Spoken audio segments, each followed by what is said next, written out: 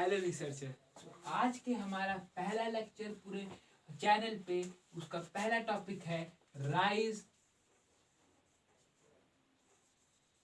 End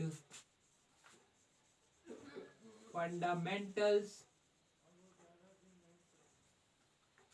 of discipline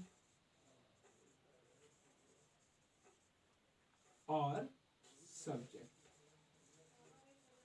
तो ये पहला एक स्टार टॉपिक बनाने का मेरा जो मेन इंटेंशन है वो ये है कि इस चैनल पे हमारा पहला वीडियो जो आए वो एक ऐसा वीडियो आए जो आपको शुरुआती में स्टार्टिंग में, तब आप इनिशिएशन ले कोई भी चैप्टर कोई भी टॉपिक पढ़ने का, तो आपको इतने एबल हो सके कि कोई भी चैप्टर या टॉपिक के जो है हेडिंग पढ़ के आप उसको एनालाइज कर पाएं।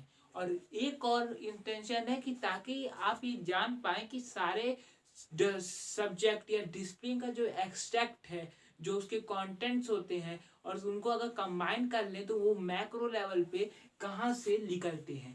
मैक्रो लेवल मतलब एक साथ कौन से पॉइंट से उनका ओरिजिन माना जाता है। तो ये मैं मान के चल रहा हूँ कि मेरा वीडियो 6 से लेकर 12 तक के बच्चे देख रहे हैं, इसलिए मैं इस तरीके से बोलूँगा ताकि आप लोग को समझ में आ सके और आप लोग इस तरीके सुनिएगा कि आपके साथ आपके जूनियर्स और आपके सीनियर्स सब लोग इसको समझ रहे हैं। तो इस वीडियो को समझने के लिए, इस लेक्चर को समझने के लिए आपको दो चीज़ जरूरी है। पहला, एक कॉमन स्ट्रैक्ट, एक common knowledge of philosophy, and second, patience, because without patience you leave the video। क्योंकि ये सोशल एजुकेशन एंड साइंस का वीडियो होने वाला है, इसलिए मैक्सिमम तक ऑफ स्टूडेंट जो कि अपने स्कूल में आज तक गलत पढ़ते आए सोशल साइंस को, उसके पर्सपेक्टिव को लेके, वो इस वीडियो को छोड़ देंगे क्योंकि ये इंटरेस्टिंग है। अब हम लोग शुरू करते हैं, rise and fundamentals of discipline and subject. तो हम लोग को पता होगा कि राइज का मतलब क्या है एंड फंडामेंटल का मतलब क्या है।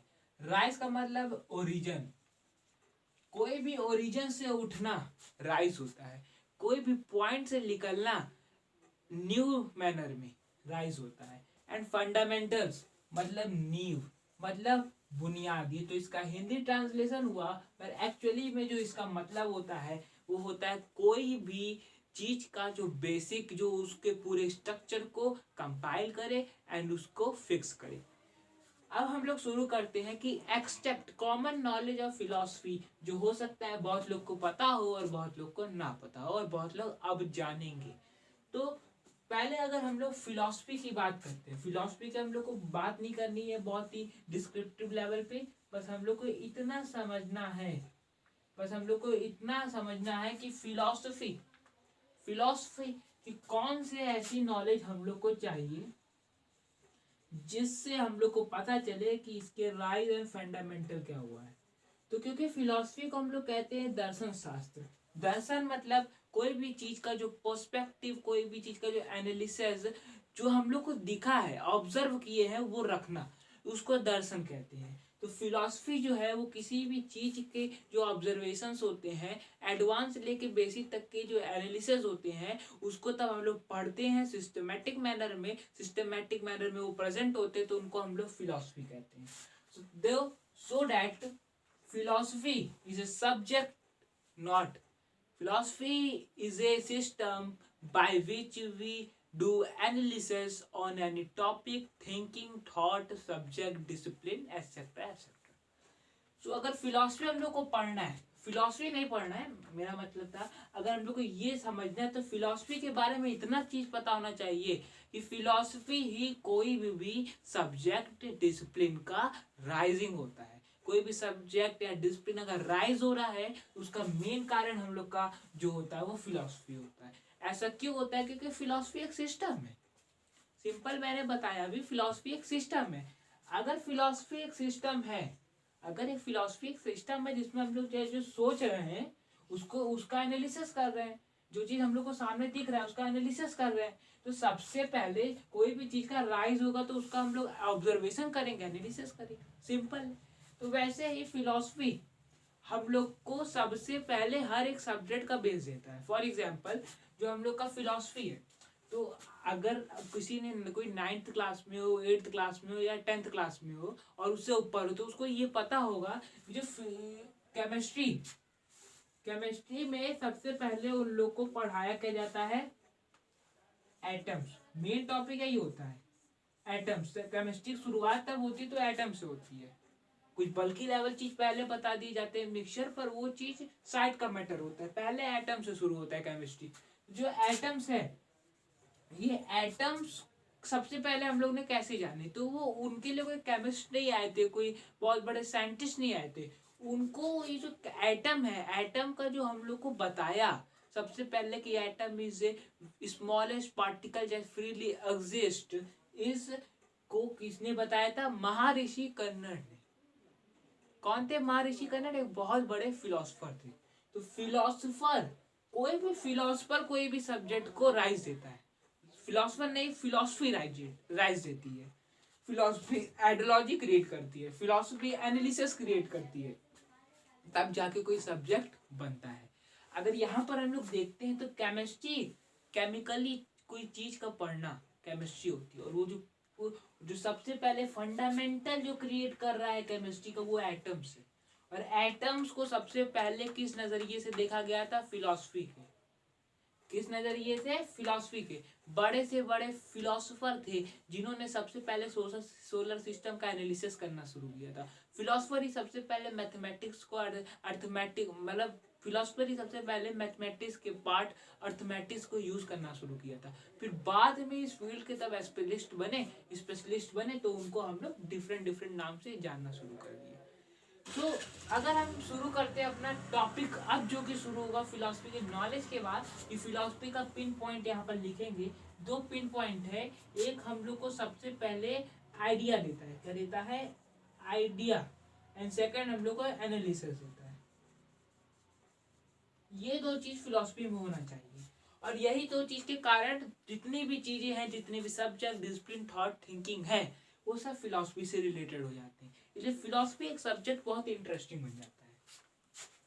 तो अब बात करते हैं कि discipline, what, discipline and subject. सबसे पहले मैंने आपको क्या बोला, फिलॉसफी। तो फिलॉसफी को जननी माना जाता है। फिलॉसफी को जननी माना, जननी मतलब राइजर, ओरिजिनेटर। किस चीज का, सारे सब्जेक्ट का जो जन्मदाता होता है उसको हम लोग फिलॉसफी कहते हैं। ये फिलॉसफी की टेक्स्ट बुक में भी लिखी है। और जो इंसान फिलॉसफी के बारे में जानता है उसको पता है कि सारे सब्जेक्ट का जो राइज होता है वो फिलॉसफी से होता है। तो फिलॉसफी से सारे सब्जेक्ट का राइज होता है। और उस सारे सब्जेक्ट में 3 मेन सब्जेक्ट आते हैं, जो कि 11 से कंपलसरी हो जाता है कि कोई एक सब्जेक्ट चूज करना। या 3 ही ऐसे फील्ड है यहाँ पर सब्जेक्ट डिवाइडेड है बल्कि लेवल पे, माइक्रो लेवल पे नहीं, बल्कि लेवल पे। यहाँ पर एक सेक्शन डिवाइड कर देंगे, इस सेक्शन में इस फील्ड, इस सेक्शन में ये वाले फील्ड, और इस सेक्शन में ये वाले फील्ड के बारे में पढ़ेंगे। तो अगर हम लोग देखते हैं फिलॉसफी में कॉमन सबसे पहले ह्यूमैनिटीज, मतलब सोसाइटी के बारे में, जो कि हम लोग का जिसके ऊपर चैनल पूरा बना है। Science and second what, it is commerce.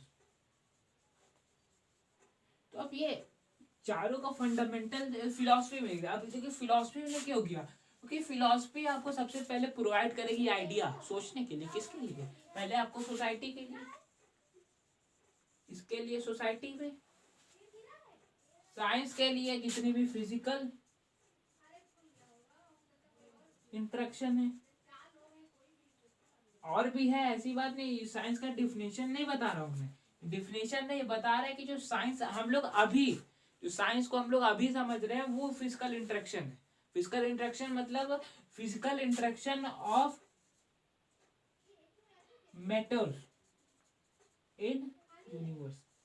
ऐसे कह सकते हैं कि साइंस जो हम लोग पढ़ते हैं उसमें जो फिजिकल इंटरेक्शन होता है मैटर्स का, उसके बारे में पढ़ते हैं। क्या मतलब, फिजिक्स पढ़ रहे हैं दो, तब कोई भी दो ऐसे मैटर्स का फिजिकल इंटरेक्शन हो रहा है।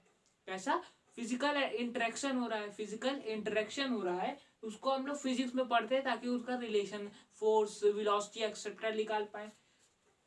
और फिर उसमें केमिस्ट्री पढ़ते थे, यही फिजिकल इंटरेक्शन हम लोग केमिकली में पढ़ते हैं, मतलब एटम में एटॉमिक लेवल पे पढ़ते हैं कि कैसे वो लोग आपस में कनेक्ट होकर रिएक्ट करेंगे, प्रोडक्ट करेंगे, तो उसको हम लोग केमिस्ट्री कहते हैं। ऐसे में कॉस्मोलॉजी जो है, क्वांटम मैकेनिक्स, क्वांटम साइंस, ऐसे करते करते बहुत सारी ब्रांच है। वैसे कॉमर्स में तो कॉमर्स का होता है बिहेवियर से, behaviour for profit, behaviour for profit. तो बिहेवियर फॉर प्रॉफिट, ये 3 सेक्शन है। अगर आप ये तीनों पे जो सेक्शन दिया गया, अगर आप इस पे सोचना शुरू कर दें तो आपको ये तीनों सब्जेक्ट मिल जाएंगे। फिलॉसफी में सबसे पहले ये चीज है कि अगर आपको तीनों सब्जेक्ट को समझना है तो आपको फिलॉसफी की बेसिक नॉलेज, इतनी नॉलेज होनी चाहिए कि आप फिलॉसफी समझें। आपको फिलॉसफी की 2-3 लाइन अगर दे दी जाए तो उस पर थोड़ा थिंक कर सके, उस पर अपना कॉन्शियसनेस थोड़ा लगा सके, तब आपका एक्चुअली में मैं कहूँगा कि आप एक एक्चुअली में इंटरेस्टिंग और रिसर्चिंग पाथ पे चल रहे हैं, जो कि आपको बहुत ज़्यादा फ्रूटफुल होगा आपके लिए और आपको फायदा करेगा।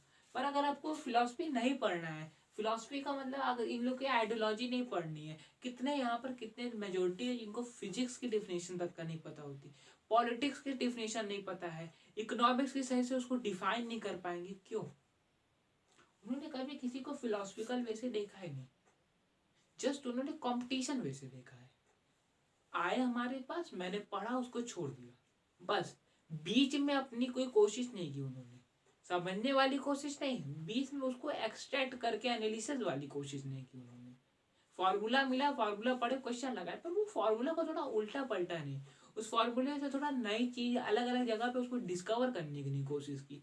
तो इसलिए इस समय की जो जनरेशन है, हम लोग बोलते हैं ना कि स्किल्स चाहिए, इस समय स्किल डेवलप करनी चाहिए, स्किल नहीं डेवलप करनी है इस समय हम लोग को कोई भी चीज को पढ़ने का नया नजरिया ढूंढना है। हम लोग करते क्या है, जस्ट कोई भी सब्जेक्ट मिला, उसके नीचे की चीजें आई, उसको केवल पढ़ के छोड़ दिया, बीच में इंटरमीडिएट नहीं पढ़ेंगे उसका। ठीक है, ये तो बात की बात है। पहले ये बढ़ते हैं कि अगर फिलॉसफी है तो सोसाइटी के बारे में सोचना शुरू करते हो तो ह्यूमैनिटीज पता चलता है। साइंस के बारे में सोचते हैं तो ये मिलता है, मतलब sorry, physical interaction of matters, physical interaction of matters के बारे में अगर तब हम लोग पढ़ते हैं तो हम लोग को किसके बारे में पता चलता है, साइंस के बारे में। हालांकि साइंस की डेफिनेशन अभी मैं आपको बताऊंगा, फिजिकल इंटरेक्शन ऑफ मैटर, ठीक है। और कॉमर्स बिहेवियर, तो बिहेवियर के बारे में पढ़ें, पर किसके लिए, प्रॉफिट के लिए। ऐसा इंटरेक्शन हो रहा है, कम्युनिकेशन हो रहा है जहां पर क्या हो, किसके लिए, बिहेवियर, प्रॉफिट से बिहेवियर बना रहे हैं, बिहेवियर से प्रॉफिट बना रहे हैं, तो उसको हम लोग कॉमर्स में पढ़ते हैं। अब जैसे इन तीनों में एक कॉमन सब्जेक्ट आता है इकोनॉमिक्स, ह्यूमैनिटीज में भी है, साइंस में भी। आप कॉमर्स में जाएंगे, कॉमर्स या मतलब इकोनॉमिक्स पढ़ने जाएंगे, तो इस समय हम लोग की जो एजुकेशन सिस्टम प्रोवाइड कर रही है इंडिया की, वो क्या है, ह्यूमैनिटीज में भी आपको इकोनॉमिक मिलेगा, ह्यूमैनिटीज सोशल साइंस है, आर्ट्स नहीं, बीए नहीं, बीए सोशल साइंस में आपको इकोनॉमिक्स मिलता है। साइंस, साइंस में भी आपको बीएस डिग्री होगी, बैचलर इन साइंस होगा, बीएससी इकोनॉमिक्स भी मिल रहा है। कॉमर्स में भी आपको इकोनॉमिक्स मिल रहा है, बल्कि कॉमर्स का एक बार रूट सब्जेक्ट माना जाता है क्या, इकोनॉमिक्स। तो अब ये आपको इकोनॉमिक्स क्यों मिल रहा है, हालांकि अगर इस हिसाब से डिवाइडेड है सेक्शन सबके लिए अलग अलग, तो इकोनॉमिक्स को एक जगह रहना चाहिए। यही बात है कि इकोनॉमिक्स यहाँ से ज्यादा रिलेटेड कहाँ से होता है, कोई भी सब्जेक्ट यहाँ से ज्यादा रिलेटेड यहाँ से है, क्योंकि वो इस पॉइंट से निकल रहा है, तो पॉइंट में किसी एक पॉइंट पे नहीं जाएगा, वो स्क्रैटर हो जाएगा, ऐसे फैल के जाएगा उसके पास। इसलिए कुछ पार्ट इकोनॉमिक का सोसाइटी के बारे में चला जाता है, कुछ पार्ट साइंस में चला जाता है, कुछ पार्ट कॉमर्स में चला जाता है। इस तरीके से हम लोग का पूरा डिफाइन है, स्ट्रक्चर डिफाइन है, ये इसको चेंज नहीं करा जा सकता, स्ट्रक्चर डिफाइन है कोई भी चीज को समझने का, कोई भी चीज का राइज हो रहा है और उसमें कोई कारण है। तो अगर हम लोग को किसी का राइज एंड फंडामेंटल पढ़ना है तो फिलॉसफी चाहिए। अब ये तीनों की तो हम लोग ने बात कर ली, अब बात आएगा बेसिक डिफिनेशंस क्या है। जब हम लोग इतना पढ़ रहे हैं तो डिफिनेशन तो पता होनी चाहिए, नहीं पता है, आप लोग नहीं करते हो, वो मुझे पता है। बेसिक डिफिनेशन तो किसी को नहीं पता रहती, एडवांस तक जान लेंगे what is atom, what is photo electric effect, what is politics, ये नहीं जान पाएंगे, पर व्हाट इज पॉलिटिक्स नहीं जान पाते हैं। तो अब लोगों को किसके बारे में बात करनी है, राइज एंड फंडामेंटल्स की। अगर डिसिप्लिन के राइज एंड फंडामेंटल के बारे में बात करनी है तो हमें 3 चीजों का नॉलेज होना चाहिए।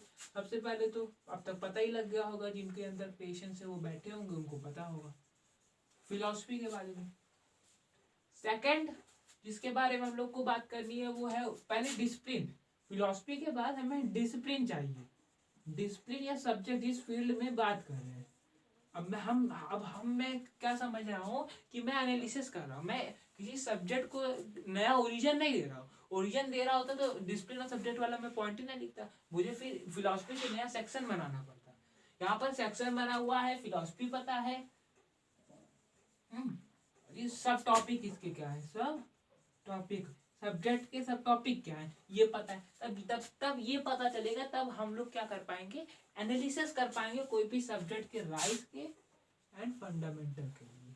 फॉर एग्जाम्पल मैं आपको लेता हूँ, मतलब आपको नहीं, एक सब्जेक्ट लेता हूँ जो आपके मन में नहीं आता होगा पर विचारों में आ जाएगा, पॉलिटिकल। What, political. आगे क्या है, थ्योरी नहीं है, साइंस है। क्या है, साइंस है, जो कि किसमें है, यूनिटीज में भी आता है एंड कॉमर्स में भी आता है वो, क्योंकि कॉमर्स में भी बिहेवियर है, बिहेवियर, पॉलिटिकल साइंस बिहेवियर का एक फील्ड, एक एरिया प्रोवाइड करती है हम लोग को, सॉरी, ठीक है। एंड किसमें आता है, साइंस में भी आता है, क्योंकि इसके पीछे इसका सरनेम, जिसके पीछे जिसका सरनेम उसके पीछे उसका नाम, इसके पीछे इसका सरनेम, इसके पीछे इसका नाम, सिंपल। तो साइंस और पॉलिटिकल और साइंस में एक कॉमन रिलेशन ये है। कॉमन रिलेशन का मतलब पीछे साइंस लगा तो मतलब यही है, मतलब पॉलिटिकल है वो साइंस है।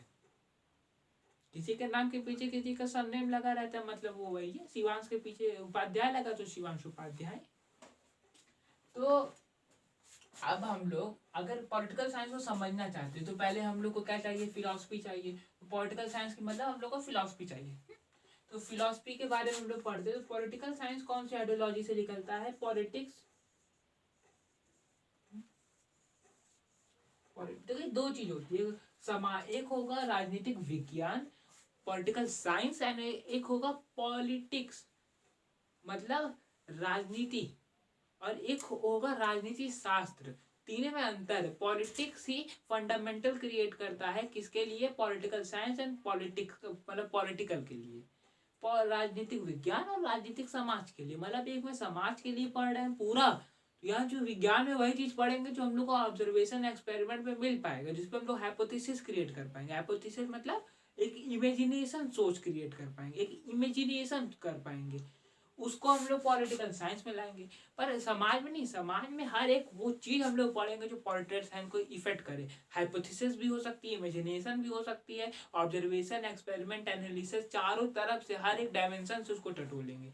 तब हम लोग पॉलिटिकल साइंस नहीं पढ़ेंगे, तब पॉलिटिकल पढ़ेंगे केवल, मतलब सामाजिक विज्ञान के अंदर आने वाला एक चीज राजनीतिक शास्त्र। ओके, अब हम लोग शुरू करते हैं। तो पॉलिटिकल साइंस के हम लोग बेसिक फिलॉसफी मतलब कहाँ से आके डेफिनेशन निकालते हैं। डिफिनेशन कहाँ से आता है, पॉलिटिकल, पॉलिटिक्स, पॉलिटिकल मतलब कनेक्शन और साइंस मतलब वो। तो पॉलिटिक्स क्या होता है, तो politics is an activity for the profit of the community और द ऑर्गेनाइजेशन। कोई भी ऑर्गेनाइजेशन, कोई भी जो है कम्युनिटी, कोई भी ग्रुप ऑफ पीपल के लिए जो उनके प्रॉफिट के लिए और डेवलपमेंट के लिए जो भी एक्टिविटीज होती है उनको पॉलिटिक्स में कहते हैं। इसीलिए हम लोग सुनते होंगे बैड पॉलिटिक्स, डर्टी पॉलिटिक्स। तो इसमें कम्युनिटी के लिए जो डेवलपमेंट हो ही नहीं रही है, डेवलपमेंट होगी तभी वो पॉलिटिक्स कहला पाएगा। पर जब डेवलपमेंट होगी, कोई भी चीज बैकवर्ड चलने लगता है, नेगेटिव किसी में नेगेटिविटी आ जाती है तो डेवलपमेंट नहीं होती है, फिर केवल वो पर्सनल प्रॉफिट होता है for a community, for a organization, not for a society. तो यहाँ पर देखते तो यहाँ पर अगर पॉलिटिक्स देखेंगे तो यहाँ पर डेवलपमेंट होना जरूरी है। अगर डेवलपमेंट नहीं, प्रॉफिट हो सकता है पर डेवलपमेंट हो सकता है ना, बहुत ऐसी चीजें हैं जहाँ पर समाज को नुकसान देते पर कोई एक ग्रुप, कैसे मान लीजिए कोई टेररिस्ट है, नक्सलवादियों का ग्रुप होता है, तो उन लोग क्या करते हैं, यही करते हैं, अपना प्रॉफिट कर रहे हैं, अपनी कम्युनिटी का, पूरे नक्सल कम्युनिटी जो है, टेररिस्ट कम्युनिटी, उसका प्रॉफिट हो रहा है, पर not, it is not a development, retard कर देगा, पूरे सिविलाइजेशन को पीछे ले जाएगा वो। ठीक है, तो पॉलिटिक्स की definition is an activity, note करना चाहे तो कर सकते हैं अगर आपका इंटरेस्ट हो तो। Politics is an activity, is an activity for the profit and development of the community slash group of people in a society. Okay, अब पॉलिटिक्स के बारे में डिफरेंस समझ गया। अभी डिसिप्लिन, डिसिप्लिन मतलब पॉलिटिकल साइंस, मतलब अब देखिए ये साइंस है, साइंस का मतलब क्या है, चलिए साइंस के बारे में समझते हैं। तो साइंस है जो, science is not any particular physical interaction field, यहाँ पर कोई ऐसा नहीं होता है। साइंस जो है वो ऐसी चीज होती है जहाँ पर एक्सपेरिमेंट होता है, ऑब्जर्वेशन होता है, एनालिसिस होता है एंड इंटरप्रिटेशन होता है। क्या मतलब, एक्सपेरिमेंट करेंगे मतलब कोई भी चीज को जो है थोड़ा कोशिश करेंगे उससे कुछ कर पाए, कुछ करके नया डाटा निकाल लेंगे। ऑब्जर्वेशन, उस डाटा को देखेंगे, उस डाटा को एनालिसिस करेंगे, विश्लेषण करेंगे, उसको चारों तरफ से टटोलेंगे, चारों तरफ से उसको घुमाएंगे, मल्टी डायमेंशनल अप्रोच निकालेंगे उससे, फिर इंटरप्ट कोई नई चीज उसमें ऐड करेंगे, माइनस करेंगे, इफेक्ट उसके फैक्टर वैक्टर कुछ मान लीजिए आगे आने वाले में हो, और ऐसे करते करते उसमें कुछ ना कुछ ऐसा किया जाएगा जिससे वो कोई नया चेंज, उसमें चेंज करेंगे जनरली। तो ये साइंस है। तो साइंस, इसलिए मैं साइंस में बोलता हूँ, साइंस में पॉलिटिकल साइंस, इकोनॉमिक्स सब आ जाते हैं ऐसे सब्जेक्ट। जियोग्राफी, साइंस पढ़ते हैं तो आपको जियोलॉजी, जियोग्राफी मिलती है, क्योंकि जियोलॉजी या जियोग्राफी जनरली जितना ह्यूमैनिटीज के पास हक है, ह्यूमैनिटी वो जियोग्राफी पढ़ाए, उतना साइंस के पास भी है। क्योंकि देखिए एक्सपेरिमेंट करना है, एक्सपेरिमेंट होगा, ऑब्जर्वेशन होगा, एनालिसिस होगा, इंटरप्रिटेशन होगा। एक्चुअली में सारे सब्जेक्ट साइंस है, क्योंकि सब में हम लोग ये कर सकते हैं। पर इस समय साइंस हम लोग physics, chemistry, mathematics, biology, cosmology, यही सब उसमें ऐसा क्यों पढ़ते हैं, उसका एक मेन और सबसे मतलब ऐसा रीजन है जो मतलब नॉन नेग्लिजिबल है। क्या है वो, कि इस समय हम लोग केवल फिजिक्स पे रिसर्च कर रहे हैं, केमिस्ट्री पे कर रहे हैं, टेक्नोलॉजी पे कर रहे हैं, इसलिए उसको साइंस में पढ़ते हैं। साइंस में बल्कि ये भी पढ़ने वाले, पर पॉलिटिकल साइंस, इकोनॉमिक के लिए डाटा ज़्यादा चाहिए, ऑब्जर्वेशन बहुत ही, डाटा, ऑब्जर्वेशन डाटा दोनों बहुत ही एक बड़े लेवल पे चाहिए होती है। अभी आपको इकोनॉमिक्स पढ़ना है, इकोनॉमिक्स में आपको मान लीजिए कोई करना है, उसके लिए आपको सर्वे करना पड़ेगा। 150 करोड़ इंडिया की पॉपुलेशन है, वर्ल्ड की पॉपुलेशन 8 बिलियन है, तो इसमें आपका ऑब्जर्वेशन डाटा बहुत वेरी करेगा। Humanities is a most dynamic and wide spread subject. सबसे ज्यादा सब्जेक्ट जो वाइड स्प्रेड और डायनेमिक है, मतलब हर जगह चेंज हो सकता है, वो ह्यूमैनिटीज है, क्योंकि humanities depend upon the consciousness of people. Consciousness of people के ऊपर डिपेंड करता है, सारे नहीं। ज्योग्राफी ने डिपेंड करेगा, ज्योग्राफी में फिजिकल ज्योग्राफी ठीक है, पर ह्यूमन ज्योग्राफी एलिमेंट उसमें भी फिजिकल ज्योग्राफी के हैं, ह्यूमन ज्योग्राफी में है, पर कुछ ऐसे पोर्शन होते हैं, मतलब जितना फिजिक्स डायनेमिक नहीं है उससे ज्यादा डायनेमिक ह्यूमैनिटीज है, सोच पे वेरी कर जाएगी। ठीक है, तो पॉलिटिक्स के बारे में, पॉलिटिकल साइंस मतलब पॉलिटिक्स रिलेटेड ऑब्जर्वेशन कर रहे हैं। इसमें कोई हम लोग देखिए पॉलिटिक, मैं बोला समाज शास्त्र पढ़ेंगे, पॉलिटिकल पढ़ेंगे, तो आप कोई नोटिस करेंगे वहां पर आपको बहुत ही अलग अलग लोगों के थॉट या हाइपोथेसिस पढ़ाए जाएंगे, कि इन्होंने ऐसा सोचा था, इन्होंने डेमोक्रेसी के बारे में ऐसा सोचा, किसी ने फ्रीडम के बारे में ऐसा सोचा। पॉलिटिकल साइंस में ऐसा नहीं पढ़ाया जाएगा। पॉलिटिकल साइंस में बस आपको उतना ही पढ़ाया जाएगा जितना आपके ऑब्जर्वेशन या एक्सपेरिमेंट में है, बस। आपको अगर पॉलिटिकल साइंस पढ़ना है डेमोक्रेसी पे, तो आपको 2-3 लोग की परिभाषा, डेफिनेशन बताई जाएगी, या उनके सोच बताए जाएंगे जो एक्चुअली में इस समय से रिलेट करेंगे और उसको इफेक्ट करेंगे। और बाकायदा पीछे जो है हिस्ट्री में, अगर टाइम स्केल में पीछे जाएंगे, तो उस वो वाले जो बहुत पुराने फिलोसफर डेमोक्रेसी के बारे में क्या कहे हैं, पॉलिटिकल साइंस के बारे में क्या कहे, वो नहीं बताया जाएगा। क्यों? क्योंकि वो इस समय के एक्सपेरिमेंट को, इस समय का ऑब्जर्वेशन को इतना इंटरप्रेट नहीं करते हैं, इतना उसमें जो है अपना इफेक्ट नहीं डालते, इसलिए। तो साइंस और पॉलिटिकल में अंतर आ जाता है इस चीज में। तो साइंस मतलब जो इस समय करंट एक्सट्रैक्शन से ले, तो साइंस पॉलिटिकल साइंस तो मतलब अब एनालिसिस करेंगे तो पॉलिटिकल साइंस में हम लोग ऐसी चीजें पढ़ेंगे जो करंट पॉलिटिक्स से रिलेटेड हो, जो करंट पॉलिटिक्स से रिलेटेड हो और उसको इफेक्ट करे। अब आप कोई भी उठा लीजिए, डेमोक्रेसी, डेमोक्रेसी पुरानी थॉट है, 200 300 सेंचुरी पुरानी थॉट है। और अगर आप आगे पढ़ते हैं, अगर आपको पढ़ना तो एक किताब लिखी है सुकृत, सुकृत के बारे में है किताब, उसमें जो है दिया गया है कि ग्रीक में डेमोक्रेसी बहुत पहले शुरू हो गया था। मैंने तो वहीं से पढ़ा है, किसी ने हिस्ट्री में पढ़ा होगा, आगे मैंने इतनी हिस्ट्री नहीं पढ़ी है इस समय। तो उसमें ये दिया गया कि लोकतंत्र जो था उसका बेसिक आइडियोलॉजी उस समय फॉलो हो गया था। जैसे मेरिट के बेस पे जो है एम्प्लॉयमेंट होगी, मेरिट के बेस पे होगा, वो सब उस समय स्टार्ट हो गया था। तो पॉलिटिकल साइंस के बारे में हम लोग इस तरीके से बता सकते हैं। तो मतलब राइज एंड फंडामेंटल के लिए फिलॉसफी, सब्जेक्ट एंड सब टॉपिक तीनों जरूरी है। अब आपको कॉमर्स का डेफिनेशन जानना है, कॉमर्स का आप जानिएगा, मैंने आपको बता दिया। तो कॉमर्स का हालांकि मैंने फील्ड भी बता दी कि बिहेवियर साइंस, बिहेवियर को तब नोटिस करते समय, बिहेवियर को नोटिस करते समय जो हम लोग का क्या आता है, प्रॉफिट आता है, उसको जो इवोल्यूएट करता है, उसको इवोल्यूएट मतलब उसको आगे चेंजेस करके थोड़ा उसमें कंडीशन बदल बदल के जो आगे सब्जेक्ट बन रहा है वो कॉमर्स है। इवोल्यूशन का मतलब है ये, इवोल्यूशन का मतलब है कंडीशन थी, पूरा नहीं एक साथ नहीं बदल जा रहा है, कंडीशन धीरे धीरे धीरे चेंज हो रही है, धीरे धीरे धीरे उसमें चेंजेस आ रहे हैं।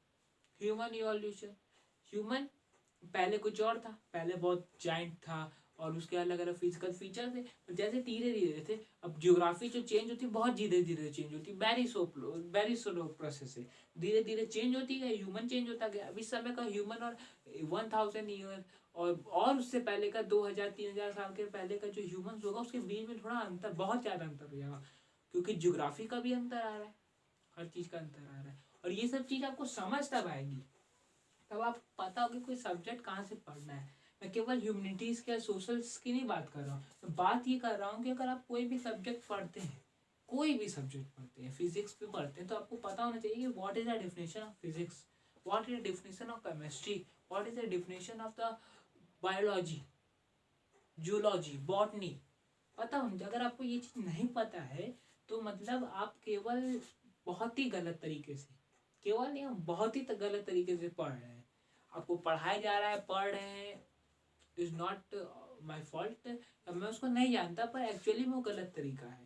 मैंने आपको यहाँ पर इस तरीके से सब्जेक्ट बताया है जिस तरीके से किसी सब्जेक्ट को पढ़ना चाहिए। अगर आप आगे जाके कोई भी रिसर्च, कोई भी इंटरेस्टिंग, मतलब जो आप इंटरेस्ट अगर आपका किसी सब्जेक्ट में और उसको पढ़ना चाह रहे हैं, तो ये पहला जो हम लोग का वीडियो पे है उसको आपको जरूर देखना चाहिए। भले आप जो है कोई भी फील्ड में आगे जाने वाले हैं, आगे भले भी इसमें सोशल साइंस ओरिएंटेड वीडियो आएंगी, एजुकेशन रिलेटेड वीडियो आएंगी, बट ये वीडियो सबके लिए, सारे स्ट्रीम के लिए है, ताकि वो समझ पाए कि उनका जो बेसिक एक्सट्रैक्ट आ रहा है सब्जेक्ट का वो आ कहाँ से रहा है। क्योंकि तब तक आप ये नहीं समझेंगे कोई चीज़ का ओरिजिन कहाँ से, तब तक आप उसको समझ नहीं पाएंगे, सही से बिल्कुल नहीं समझ पाएंगे।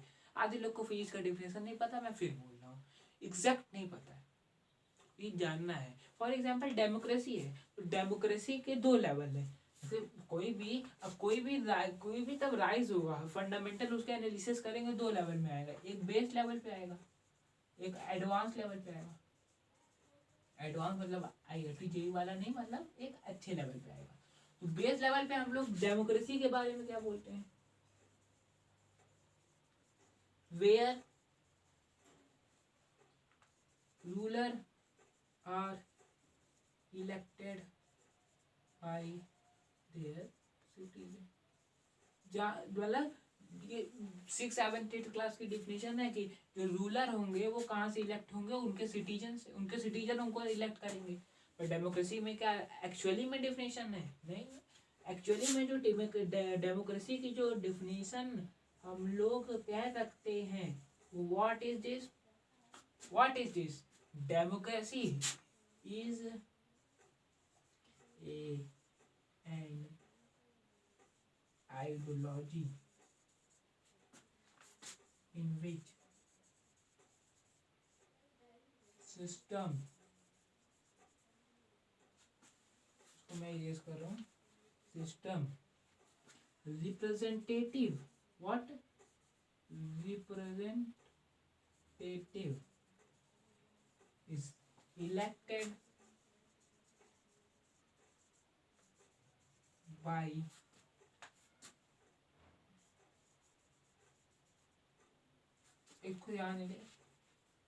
in which representative is elected by their system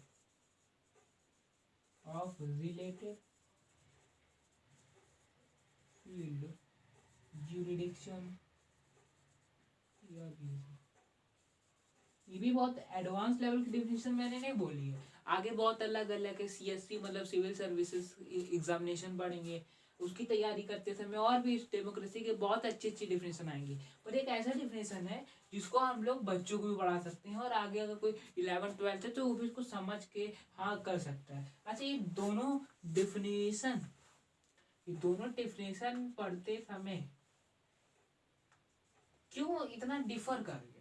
एक बेसिक एक एडवांस का है। ये दोनों आपकी चेतना कॉन्शियसनेस पे डिफेंस करेंगी। अगर आप जैसे एक बच्चा है उसको हम लोग ये नहीं पढ़ा सकते, वो कंफ्यूज आएगा व्हाट इज आइडियोलॉजी। आइडियोलॉजी का मैं बता दे रहा, आइडियोलॉजी का मतलब है कोई भी आइडिया जो इफेक्ट करता है, कोई भी आइडिया जो फॉर्मेशन हो रहा है, जिसका कोई भी एक ऐसा आइडिया जो किसी के एक्सट्रैक्ट से निकल रहा है, वो आइडियोलॉजी है। तो is an ideology in which representative is elected by there system of related field. मतलब केवल गवर्नमेंट के लिए नहीं रिप्रेजेंट हो रहा, कोई भी सिस्टम हो। स्टूडेंट पॉलिटिक्स में होता है, जो एडवोकेट्स की जो पॉलिटिक्स होती है, एडवोकेट्स में जो एसोसिएशंस हैं, काउंसिल्स बनती हैं, उसमें भी इलेक्शन होता है। तो इलेक्शन केवल डेमोक्रेसी जो है वो केवल जो है यहाँ तक थोड़ी सीमित है। डेमोक्रेसी हर सिस्टम के लिए है, मतलब वहाँ ऐसा सिस्टम जहाँ की जो मेजोरिटी है वो उसके हेड को जो है क्या करे, रिप्रेजेंटेटिव को चुने। रिप्रेजेंटेटिव मैंने यहाँ लिखा है, रूलर नहीं लिखा, क्योंकि रूलर अगर मैं लिखता तो उसके साथ कुछ इनहेरिटेड केस आ जाते। कैसे? हम लोग का जनरेशन सक्सेशन आ जाता। क्योंकि हम जनरेशन सक्सेशन मतलब पीढ़ी दर पीढ़ी राज करना। अगर मैं यहाँ पर रूलर भी लिखता हूँ तब भी उसके पास एक अधिकार है कि रूलर जो होगा वो क्या, उसके पास अधिकार है, वो अपने जनरेशन को सक्सीड कर पाएगा, अपने जनरेशन का सक्सेशन कर पाएगा कोई भी रीजन में। अभी आपने उसको इलेक्ट कर दिया तो जरूरी नहीं कोई इलेक्टेड जो मेंबर होगा वो जो है हमेशा के लिए चेंज होगा, रिप्रेजेंटेटिव जो होगा वो चेंज होगा, नहीं। रूलर अगर आप दिखते तो उसका मतलब है वो अभी अपने जनरेशन सक्सेशन कर सकता है। अगर वो चाहे तो अपने बेटा, फिर उसका बेटा, फिर उसके बेटे, या उसके बेटा बेटी को क्या करते हैं, क्या कर सकते हैं बताइए, क्या कर सकते हैं, कुर्सी पे अपने जो है गद्दी पे बैठा सकते हैं। पर इसमें रिप्रेजेंटेटिव है, उसका काम सिस्टम को रिप्रेजेंट करना है, सिस्टम को रूल करना नहीं। इसलिए तो कॉन्स्टिट्यूशन बनता है, उसमें ये ध्यान रखा जाता है कि जो रिप्रेजेंटेटिव है, जो क्या है, रिप्रेजेंटेटिव होगा उसके पास इतनी पावर हो कि वो अपने सिस्टम को दिखा पाए, अपने सिस्टम को जो है क्या कहते हैं, सिस्टम का रिप्रेजेंटेशन कर पाए।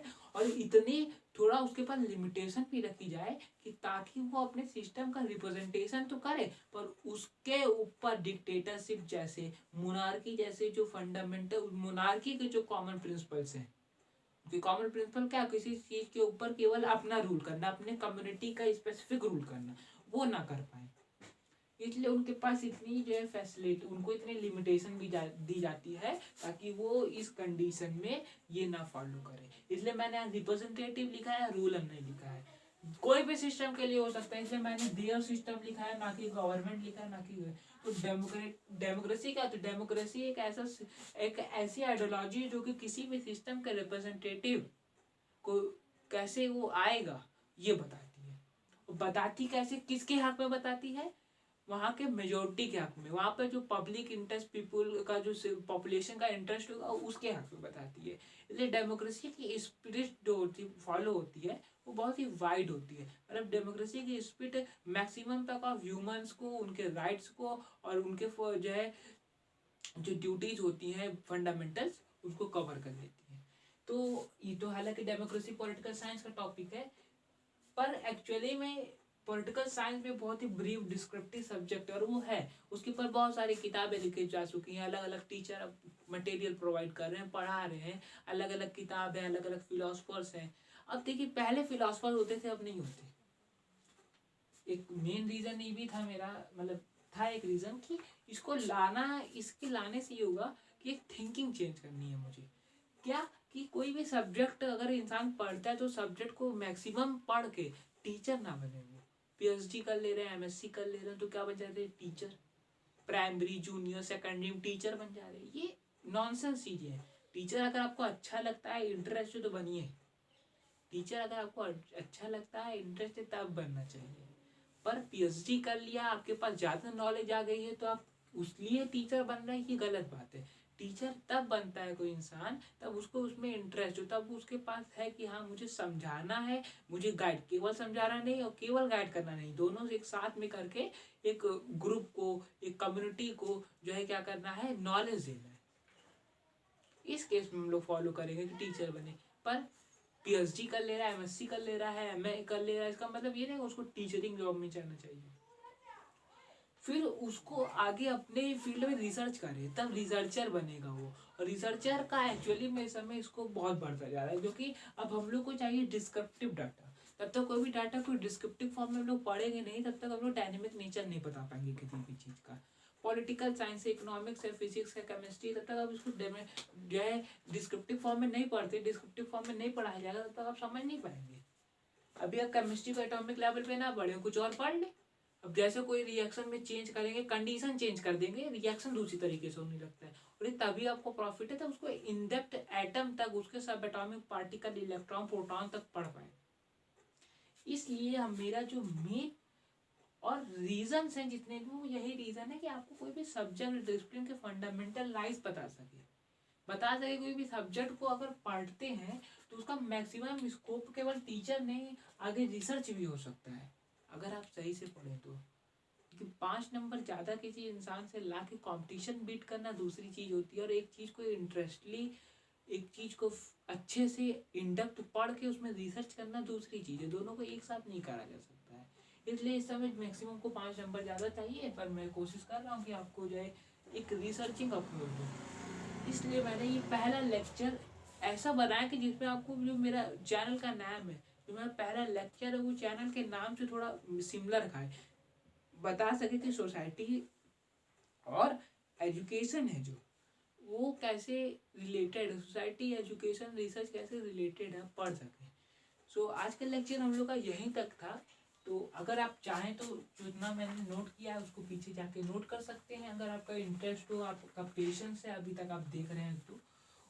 अगर आप अभी तक देख रहे हैं, मेरी बातें समझ गए हैं और उसको अप्लाई करेंगे, तो मेरी तरफ से आपके लिए एक बहुत बड़ा सा थैंक यू।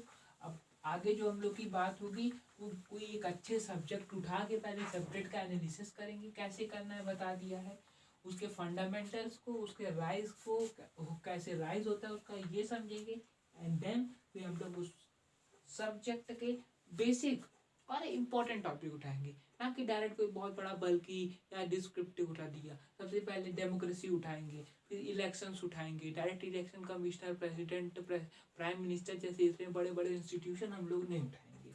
इकोनॉमिक्स उठाएंगे तो उसमें बेसिक चीज़ कवर करेंगे, ताकि धीरे धीरे हो। फिर प्रॉपर फिर एक सीरीज बनाया जाएगा किताब, टेक्स्ट बुक के बेस पे, एनसीईआरटी टेक्स्ट बुक के बेस पे, ताकि आपका जो सिलेबस है उसके हिसाब से, उसी के हिसाब से एक अच्छे रिसर्चिंग पैटर्न में आप पढ़ पाए। और एनसीईआरटी बुक अगर रीड करते हैं तो उसका इसी तरीके से हम लोग का पैटर्न डिसाइड होता है कि वो बेसिक बताता है, एडवांस बताता है, इंटरमीडिएट छोड़ देता है, बीच का छोड़ देता है, ताकि बीच का हम लोग खुद रिसर्च कर पाए। एनसीईआरटी टेक्स्ट बुक के जो इंडेक्स, मतलब जहाँ पर सारे टीचर्स का नाम लिखा रहता है, अगर आप 11-12 का पढ़ें तो 11-12 का तब लिखेंगे, उसमें बहुत फेमस इंस्टीट्यूट, आईआईटी से, आईआईएससी से, ऐसे ऐसे इंस्टीट्यूट से, और दिल्ली यूनिवर्सिटी, ऐसे ऐसे इंस्टीट्यूट, बड़े बड़े इंस्टीट्यूट के जो राइटर्स हैं, वहाँ के जो टीचर्स हैं, वो एनसीईआरटी को गाइड करते हैं, एनसीईआरटी को बनाते हैं, लिखते हैं उसके बारे में।